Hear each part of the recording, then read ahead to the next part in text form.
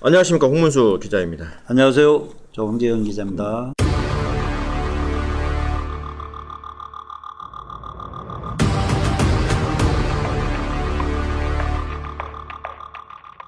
네, 오늘은 지난번에 예고한 대로 익산시장으로 후보로 나설 예비 후보 추측 인물에 대해서 가볍게 오늘은 이야기를 하고 다음번에는 탈탈 트는 방향으로 그도록 하겠습니다. 네, 다음에 이제 기회가 있으면 그렇게 하고요. 네, 내년에 그 대통령 선거하고 지방선거가 있습니다.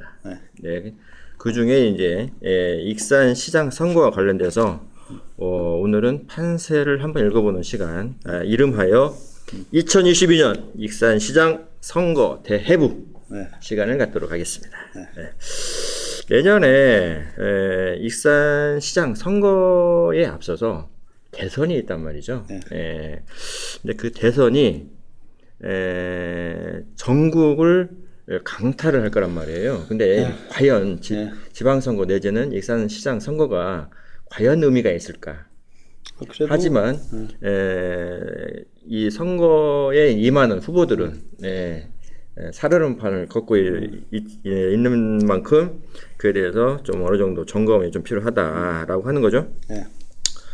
그래서 일단 그 전체적인 그 환경을 한번 이렇게 요약을 한번 해보면은 내년 지방선거 이 대선이 있다고 하는 게 가장 초점이에요.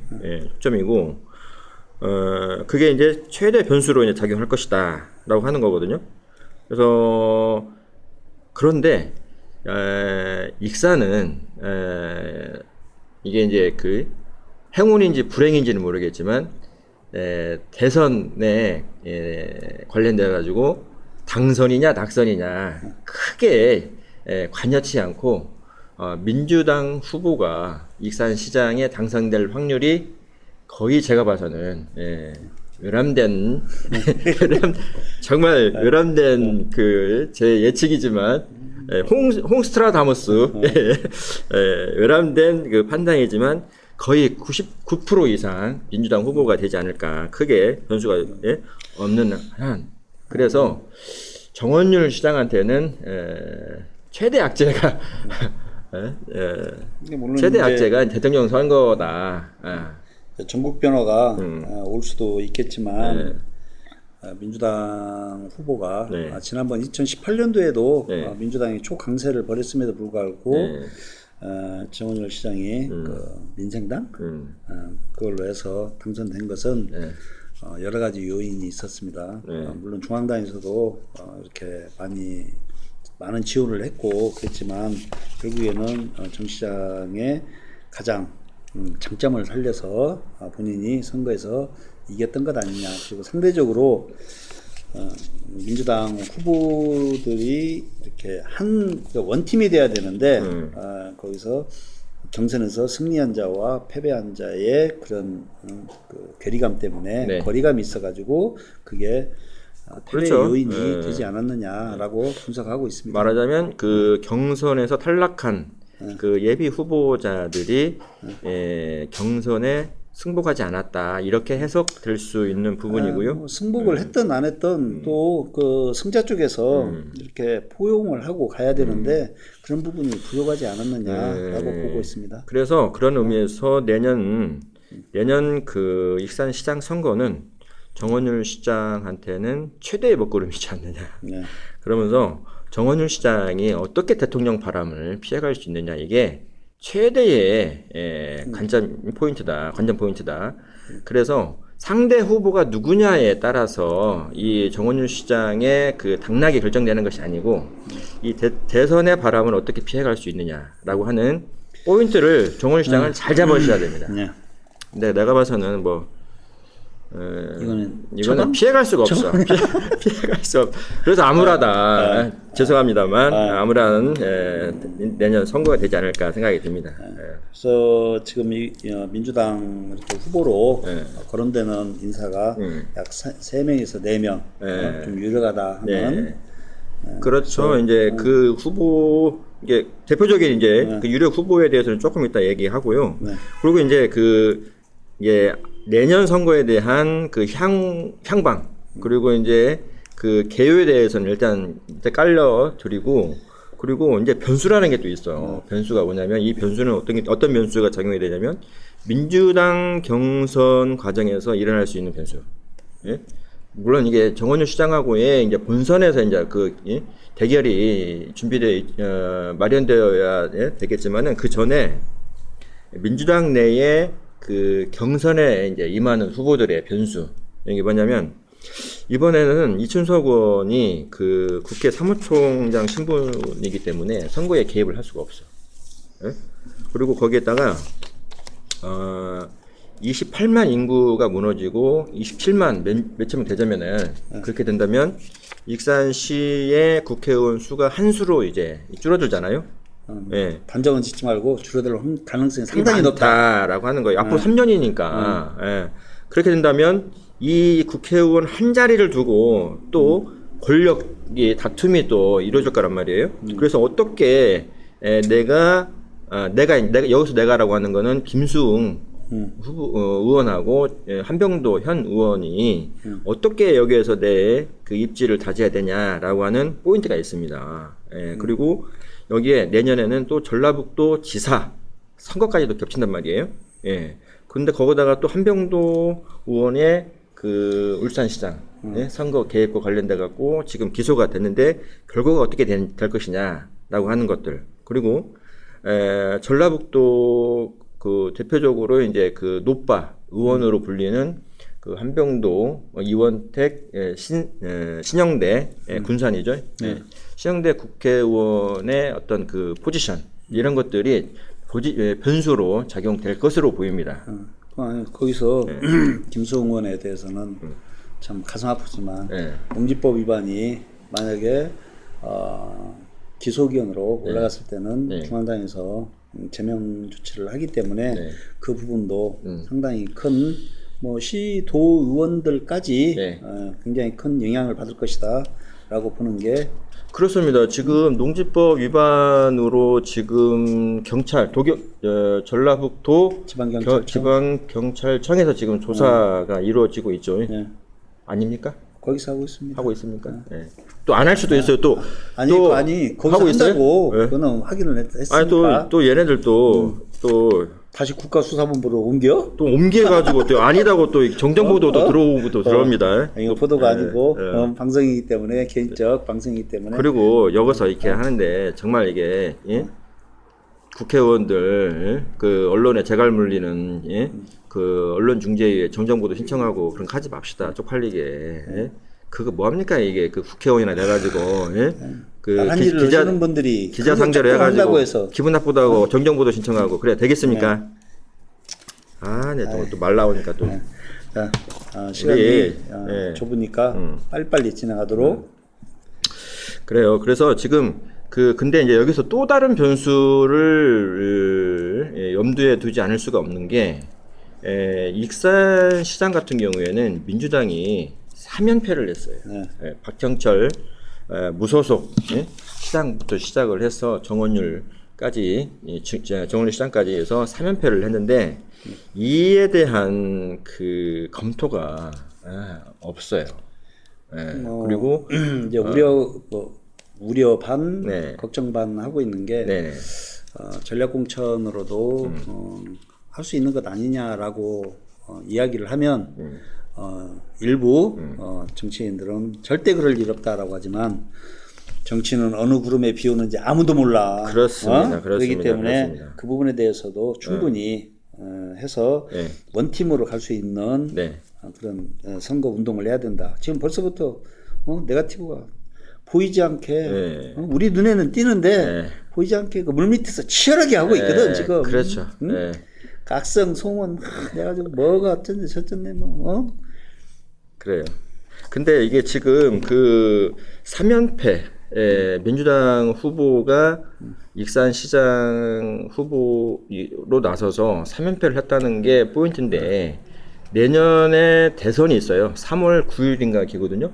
근데 지방선거가 6월 1일이에요. 3개월이 채 남지 않았어요. 그러면은 대선 있고 그리고 또 이제 이취임식이 있단 말이에요.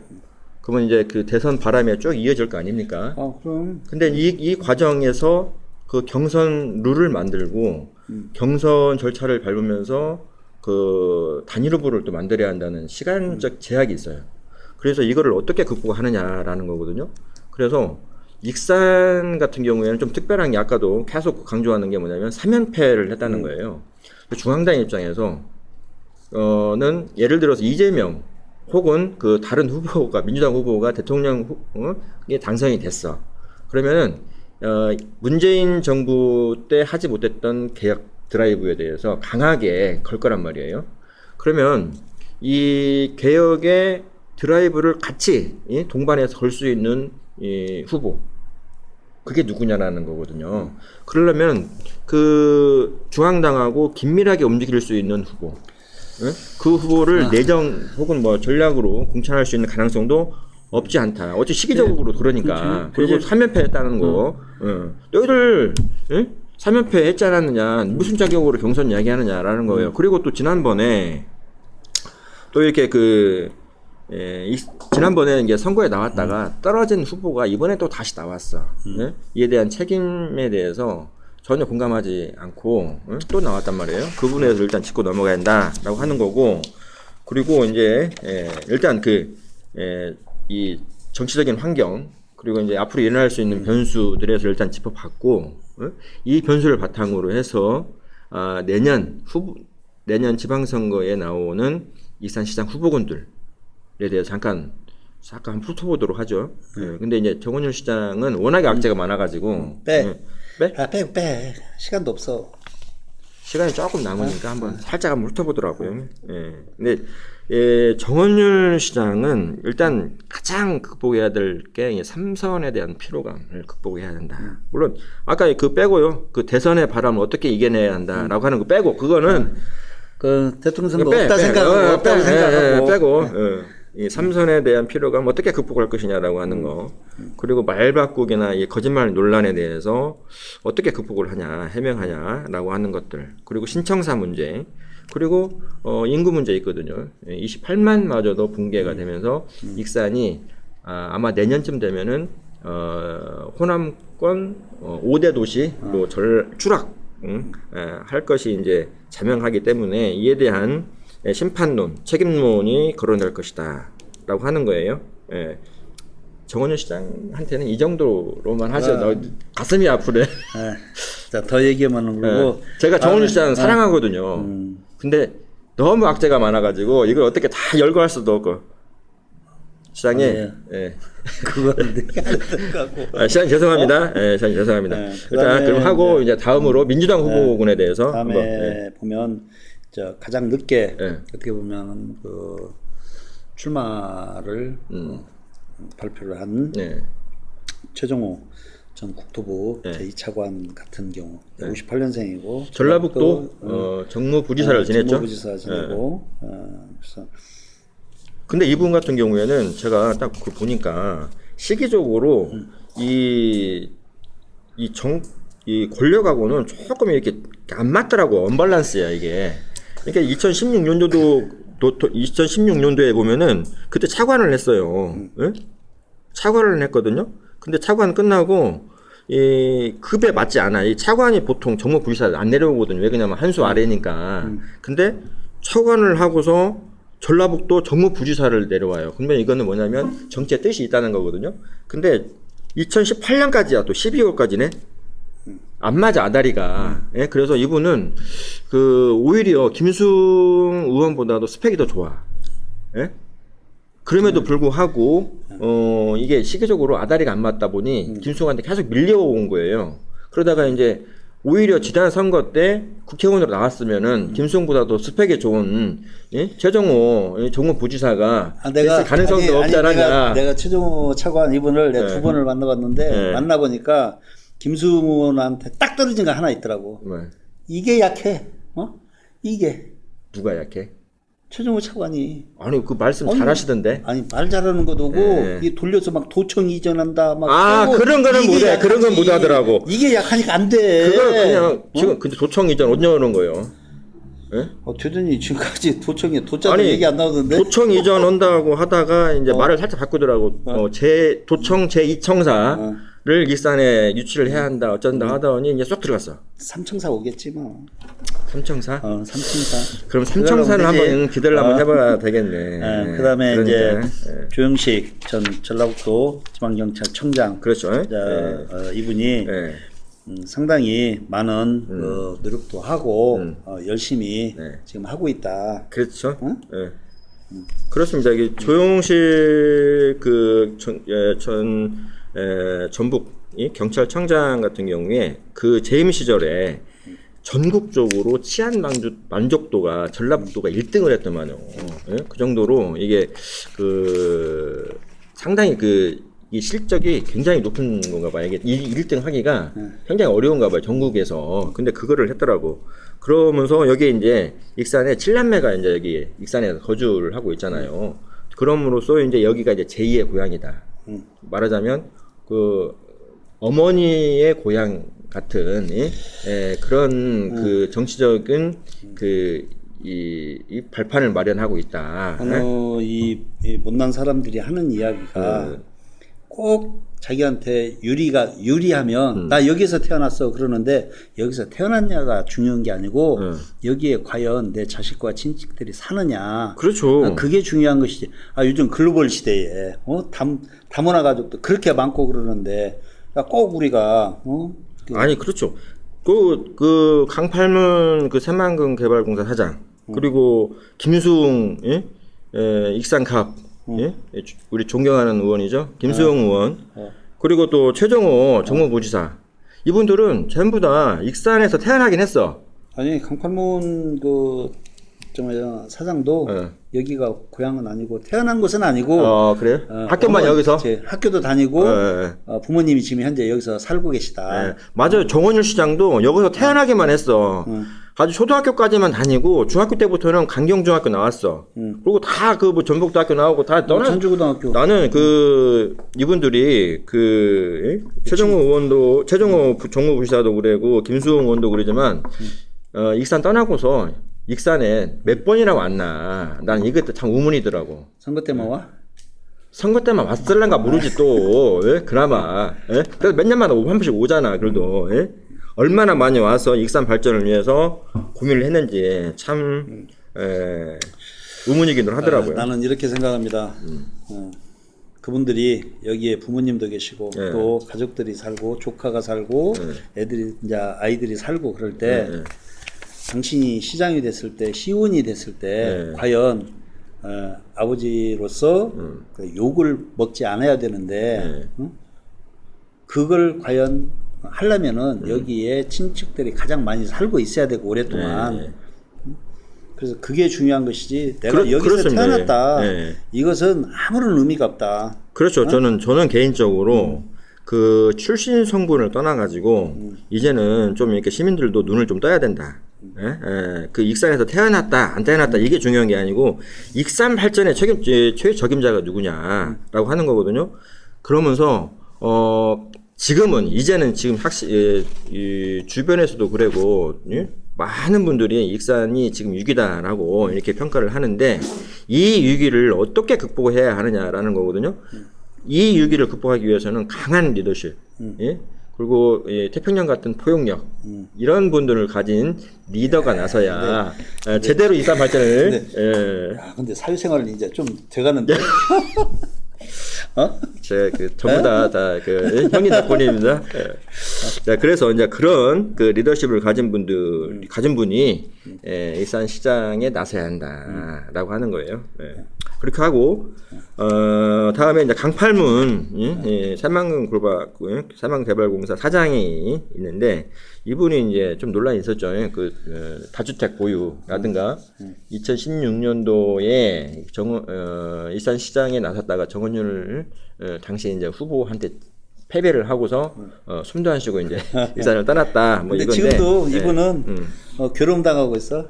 소위 말해서는 최대 정파 추종자로 그렇게 알려진 사람한테 괴롭지. 사실도 아닌데 그걸로 연결해가지고 한다는 것이. 그렇죠. 예.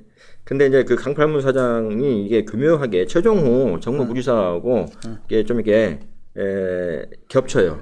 예, 똑같이 행정고시 출신이면서 국토부에서 이렇게 같이 했거든요. 이게 그 스펙이 겹치는 부분이 있어요. 근데 마지막에 이제 그 경선 경선 그 레이스에 이제 뛰어든 최정호 정무부지사 강팔문 새만금 개발공사 사장 이분들은 정원율 시장한테는 쌍꺼꾸러운 상대이긴 해요. 정말 정원율 시장 입장에서는 본선에 올라오면 안 되는 후보. 근데 그에 맞서서 이제 그 김대중 후보가 있어요. 근데 김대중 후보 같은 경우에는 시간도 없으니까 빨리 끝내게. 근데 2018년도에 아까도 이제 서울에서 말씀드렸지만 2018년도에 한번 나왔다가 정원효 시장한테 패배를 하잖아요. 민주당 후보가. 근데 그때 경선 과정에서 일단 낙선을 해. 김대중 그때 당시 이제 예비 후보가 그와 관련돼 가지고 민주당 후보가 이산시장 후보로 떨어지면서 가치 책임론에 대해서도 피해갈 수가 없다. 그럼에도 불구하고 이런 이에 대한 그 사과나 얘기가 없다. 이거는 짚고 넘어가야 된다. 근데 정치인들은 이 사과하는 게 굉장히 뭐 대한민국 국민이라고 하면은 칭찬이나 뭐 박수, 사과 이런 데 굉장히 인색한데 그 정치인들 같은 경우는 더 특히 이 사과에 대해서는 잘못 인정하는 것에 대해서는 그렇죠. 인색하더라. 그렇죠. 그리고 또 여기에 이제 그 한 분 더 넣어둔다면 이제 김성중 전 익산 시장 서장이죠. 서장 계신데 이분 또한 당시에 이제 2018년도에 그 익산시장 후보로 나섰단 말이에요. 물론 경선에 떨어졌지만 이분 또한 책임론이 있다. 저는 이렇게 봅니다. 그런데 그것은 책임을 져야 돼, 사실. 경선에서 승리한 쪽과 패배한 쪽에서 어떤 원팀 의식이 있었어야 되는데 그런 부분이 서로 한쪽에서는 포용하고 한쪽에서는 뭐 모든 걸 잊고 다 총력을 그렇죠, 다해서 도와줘야 되는데 그런 부분이 부족해서 그런 결과가 나왔다. 그렇죠. 일부 패배 원인으로 그렇게 보고 있는 그렇습니다. 게 사실입니다. 지금 이제 그 민주당 대선 후보들이 지금 모여서 지금 경선을 하고 있잖아요. 하고 있는데 지금 가장 우려하는 게 원팀이에요. 이 경선이 끝나고 나서의 원팀이 어떻게 구성될 것이냐라고 하는 거예요. 일산 시장 후보도 마찬가지입니다. 3명 나오라 해서 가위바위보를 하는 거야. 그래서 아니면은 고스톱을 딱 때려가지고 몇 점 나는 거. 경선에서 떨어지고 나서 이 후가 중요한데 경선에 떨어진 후보들이 다 각계전투야. 그냥 독고다이. 그래서 이번만큼은 경선하기 전에 민주당 후보들 경선 나오는 후보들끼리 다 모여서 원팀을 이루겠다고 하는 혈서를 써야 돼. 혈서. 혈서 안 쓰면은 안 하는 걸로 간주해가지고 혈서 써가지고 원팀을 이뤄서 시장 선거에 이제 임해야 한다라고 하는 개인적인 생각입니다. 시간이 많이 흘렀습니다. 많이 흘렀고 오늘은 가볍게 그 정도 하고 그렇죠. 다음에는 그 후보자들에 대한 면면을 삿사시 우리가 알아본 내용을 아낌없이 이걸 뭐라고 하냐면 이게 칼질이라고 하거든요. 칼질. 그 당사자는 아파요. 근데 가슴이 아프고 마음이 아프고 상처도 입을 수 있어요. 근데 가감 없는 칼질. 우리 존경하는 정원열 시장님은 너무 많아가지고 어디서부터 칼질을 해야 될지 모르겠어. 근데 우리가 대패질을 해야 되나? 그렇죠. 대패질을 하죠. 알겠습니다. 오늘은 이 정도로 즐기도록 하겠습니다. 시간이 많이 흘렀습니다. 대단히 감사합니다.